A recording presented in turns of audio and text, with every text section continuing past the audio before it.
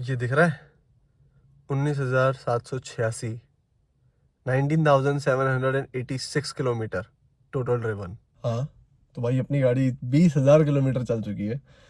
मुश्किल से कितना, तू भी एग्जैक्ट बताऊं तो 224 किलोमीटर और रहता है, और इसके 20,000 किलोमीटर पूरे हो जाएंगे। इसकी सर्विस भी आने वाली है।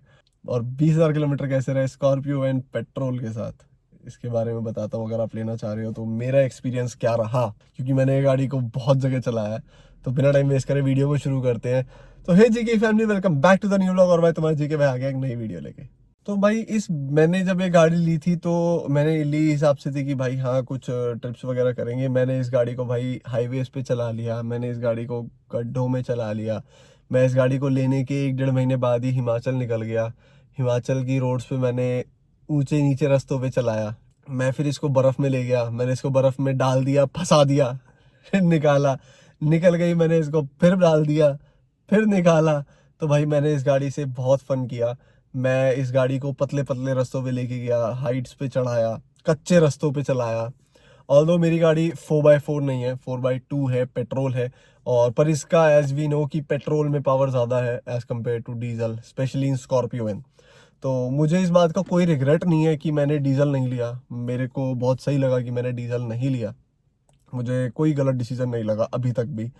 अब भाई हर गाड़ी में थोड़े बहुत ऊंच नीच होते हैं।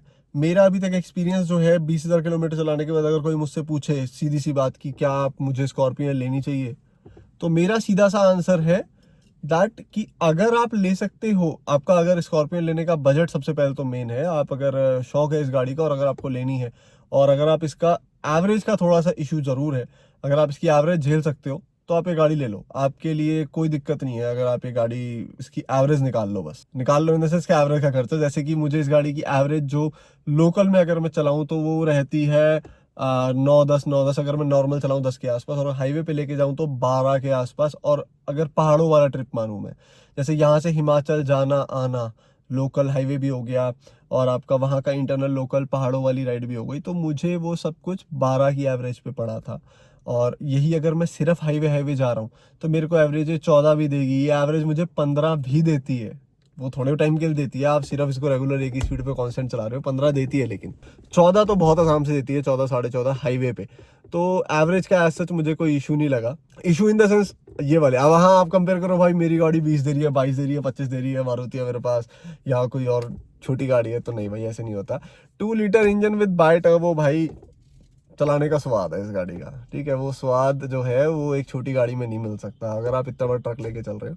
तो वो है, आपको रोड पे चलाने का जो रोड प्रेजेंस है वो बहुत अच्छा मिलेगा। आप कहीं गाड़ी लेके जाओगे भाई, स्पेस और हॉर्न पे या डिपर पे पूरी जो जगह है वो अच्छे से ब्लैंक हो जाती है, मिलता है, इज्जत मिलती है इस गाड़ी के साथ, रुतबा मिलता है इस गाड़ी के साथ। क्योंकि हम कोई भी गाड़ी लेते हैं तो बोलते हैं भाई मैंने कार ली है, किया ली है, या फिर कोई मारुति ली है, बोलते हैं भाई मैंने कार ली है। कुछ नाम ऐसे हैं जिसमें आप ये नहीं कहते मैंने कार लिया, आप बोलते हो मैंने फॉर्चुनर ली है, मैंने क्या लिया है, मैंने स्कॉर्पियो ली है, मैंने क्या लिया है, मैंने एंडेवर ली है। तो ये कुछ नाम ऐसे हैं कि आप ये नहीं कहते आपने कार ली है, मैंने ये लिया है, मैंने स्कॉर्पियो ली है। तो भाई वो नाम नहीं, वो गाड़ी का नाम नहीं, वो ना रुतबा है। तो वो जो चीज़ है ना, वो एक अलग से सेगमेंट है जो इस गाड़ी के साथ मिलता है। मैं अगर किसी छोटी गाड़ी से कंपेयर करूं, 20,000 किलोमीटर, यानी मुझे ऑलमोस्ट 1.5 साल 2 साल होने वाले हैं वैसे। कितने बचे 2 साल में, आई थिंक 2-3 महीने बच रहे हैं 2 साल होने में। और इस गाड़ी में इतना टाइम चलाओ, मारुति हो गई या होंडा हो गया, तो गड्ढों में जाने के बाद ना थोड़ा खड़ खड़ पड़ खड़ खड़ पड़ आवाज़ आनी शुरू हो जाती है। टचवुड, मुझे इस गाड़ी से ऐसी आवाज़ की कोई भी शिकायत नहीं है। महिंद्रा के सॉफ्टवेयर में इशू तब भी था, इशू अब भी है, वो सॉर्ट नहीं होता। मेरा तब भी नहीं हुआ था, आज 2 साल होने वाले हैं 3 महीने में, वो इशू सॉल्व अब भी नहीं हुआ। तो पहले प्रॉस प्रॉस बताता हूँ, फिर कॉन्स कॉन्स पे आएंगे। तो प्रॉस इसके सीधे से हैं कि आपको कहीं भी जाना हो आप चाबी डालो निकल लो, कोई दिक्कत नहीं है। आपको कहीं चढ़ानी हो आप चाबी डालो चढ़ा दो, पेडल दबाओ, कोई दिक्कत नहीं है। आपको लगता है आपके स्लोप पे गाड़ी मैनुअल होने के बाद भी बैक चली जाएगी, तो भाई बस क्लच संभाल लेना, रेस भी मत देना, क्लच छोड़ना, धीरे धीरे गाड़ी अपने आप क्रॉल करके चढ़ जाएगी। That's the best point. Traffic लग रहा है, डिवाइडर है, हम चढ़ा देंगे, अगर उस पर रेलिंग नहीं है हमें कोई दिक्कत नहीं है, ठीक है। आपको कहीं हाईवे पे जाना है, कंफर्टेबल कार चाहिए, कोई दिक्कत नहीं है। इस गाड़ी के कंफर्ट की अगर मैं बात करूं तो भाई जिस बंदे के पास फॉर्च्यूनर है, मैंने उसे बैठा के देख लिया, वो कहता है फॉर्च्यूनर इसका कंफर्ट सेम है। देयर इज नथिंग डिफरेंट, बिल्कुल सेम है। जो कंफर्ट आपको एक 40-45-50 लाख की गाड़ी दे रही है वो कंफर्ट आपको इसमें मिल रहा है। इस गाड़ी की हाइट आपको अच्छी खासी मिल रही है, फॉर्च्यूनर से थोड़ी सी ज्यादा ही हाइट है इस गाड़ी की, ठीक है।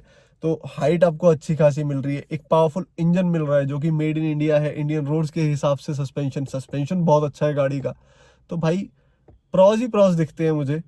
कॉन्स हैं बताता हूँ। इस गाड़ी में इलेक्ट्रिक स्टीयरिंग है, इतना स्मूथ स्टीयरिंग की मजा आ जाए चलाने में। मैंने इससे पहले स्टीयरिंग पावर तो छोड़ो, मैनुअल चलाया भाई, मैनुअल स्टीयरिंग भी चलाया भाई। उसमें भाई करना तो जाता था, तब नहीं होता था क्योंकि आदत ही सीखी उस पे थी भाई। लेकिन अब जब से ये चलाया, अब मैनुअल जो स्टीयरिंग है वो नहीं चलाया जाता है। गियर शिफ्टर की बात करूं, पहले स्कॉर्पियो कैसे गड़गड़ गड़गड़ गड़गड़, टोयोटा में भी होता था गड़गड़ गड़गड़, शायद अभी भी होता है, इन्होंने वाइब्रेशन अब थोड़ी कम कर दी हो, पर हल्का फुल्का फील होता है। इस गाड़ी में स्टीयरिंग वाइब्रेशन जीरो है, तब भी जीरो थी। वो कहते थे कि भाई आप रुक जाओ थोड़ा, ये होगा वो होगा। भाई 20,000 चला ली, नहीं है रोड पे नहीं, कच्चों में, गड्ढों में, डिवाइडर पे चला ली। भगवान की दुआ से सब बढ़िया है, आगे बढ़िया रहेगा। इंजन में इस गाड़ी का साउंड देखो, साउंड तो हल्का सा ऊपर पर, मेरा फिर भी पेट्रोल है, कम ही साउंड है, पर इंजन का साउंड तो खर्र मजा लगता है।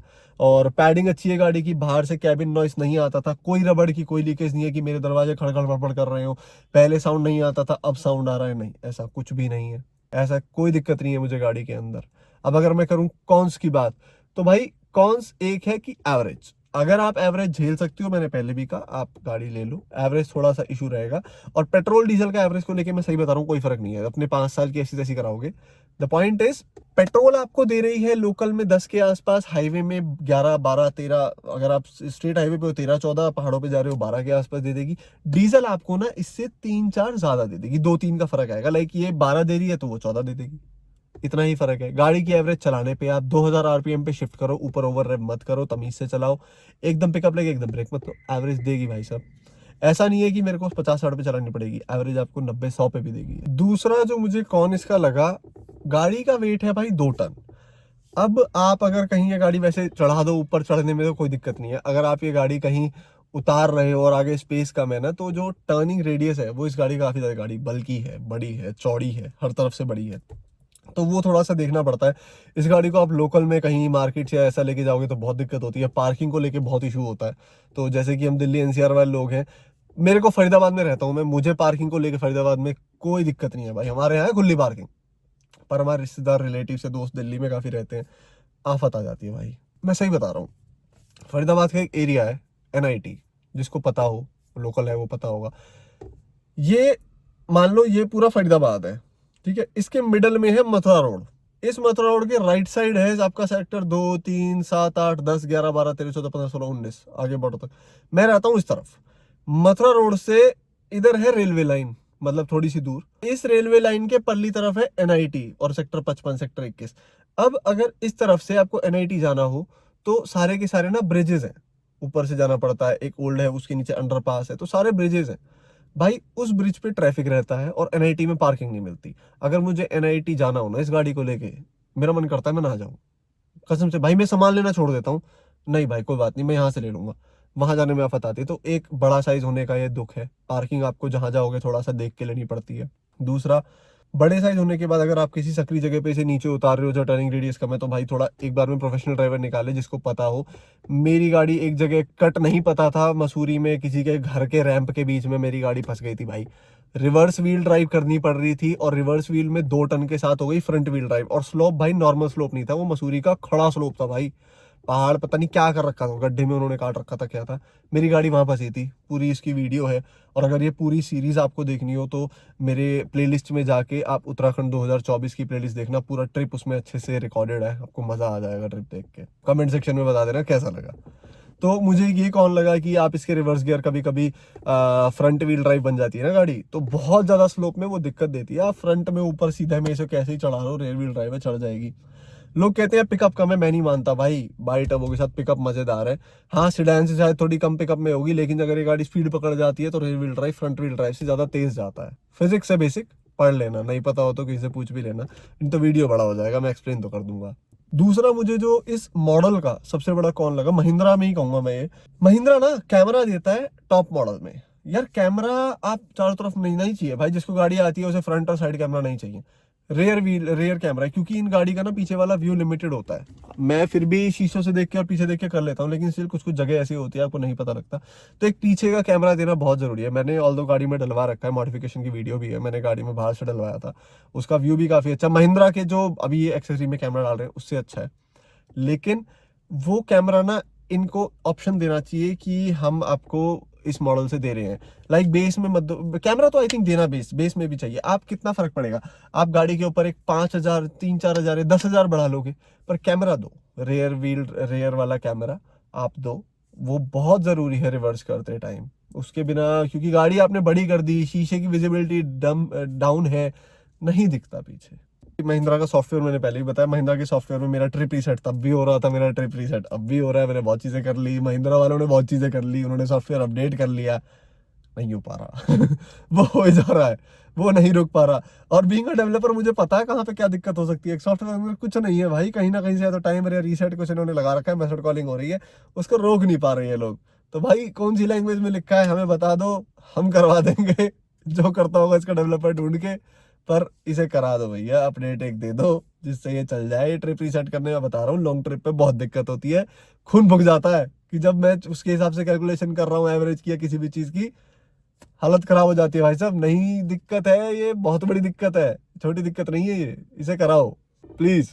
मैं इसलिए महिंद्रा टैग भी कर रहा हूँ, गाड़ी बहुत बढ़िया बना दिया आपने, लेकिन आपने सॉफ्टवेयर वालों को बोलो कि भाई साहब ये थोड़ा सा छोटा सा बग है, इसको सही कर दो बस। बाकी एक और छोटी सी दिक्कत है जो मुझे लगती है, इस गाड़ी में हैंड रेस्ट है, लेकिन हैंड रेस्ट के अंदर जो स्पेस है ना वो थोड़ा सा कम है, जो सबको पता है, अगर कोई यूज करता है नहीं करता है तो भी। तो हैंड रेस्ट में ना थोड़ा स्पेस इनको ज्यादा देना चाहिए था।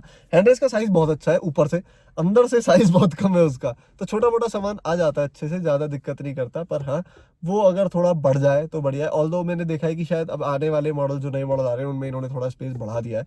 तो मेरी फर्स्ट लॉट की गाड़ी है, फर्स्ट बुकिंग की गाड़ी, तो गाड़ी बहुत अच्छी है। ऑल्दो अब तो काफी सारी चीजें हटाते भी जा रहे हैं कि कॉस्ट कटिंग भाई हर जगह होती है, यहाँ भी हो रही है। बोनेट के अंदर ही चारों तरफ बीडिंग आती थी रबड़ की, अब सिर्फ पीछे पीछे आ रही है, 3 तरफ से हटा दिया है, फ्रंट और दोनों साइड हटा दिया है। मैंने अभी की लेटेस्टली किसी गाड़ी देखी थी, हट गया है। अब चीजें ऐड भी हो रही हैं, लाइक पीछे डिक्की में हमारा टेढ़ा मेढ़ा है, इन्होंने आगे पूरी प्लेट लगा के डिक्की बिल्कुल स्ट्रेट कर दिया। अब उसकी वजह से सामान नहीं आ पा रहा है, अगर तीसरी सीट खुली है तो उसके नीचे सामान नहीं जा पा रहा है, सिर्फ हाथ हाथ जा पा रहा है। मेरी गाड़ी में इतना स्पेस है तो उसमें सामान भी बैग दबा के चला जाता है, अब नहीं जा पा रहा है। क्यों? क्योंकि वो पूरी प्लेटिंग कर दी है ऊपर गत्ते की, तो स्ट्रेट करने के चक्कर में सारा वो प्लेटफॉर्म तो स्ट्रेट हो गया, पर बचा नहीं। अगर कुछ भी सामान रखना है तो अब सीट फोल्ड करो। तो हर चीज़ के नुकसान और फायदे हैं। इस गाड़ी की 20,000 वाली सर्विस होने वाली है, उसका मैं आपको पूरा बताऊंगा। बाकी आपको कोई भी क्वेश्चन है, गाड़ी लेने की सोच रहे हो, ले ली है, ये दिक्कत आ रही है भाई, कमेंट सेक्शन में बता दो, नहीं तो मेरे को इंस्टाग्राम पे डीएम कर दो, इसी सेम चैनल वाले नेम से ही, द जीके ब्लॉग से ही मेरा इंस्टाग्राम हैंडल है, तो वहाँ पे ही फॉलो कर सकते हो, और यहाँ पे भी सब्सक्राइब कर लेना। मैं बोलता नहीं हूँ पर ठीक है, बोल दिया है तो देख लेना, अगर वीडियो अच्छी लगी हो। और कोई भी डाउट हो, कुछ भी क्वेश्चन है, अच्छी भी लगी हो, कमेंट में बताना।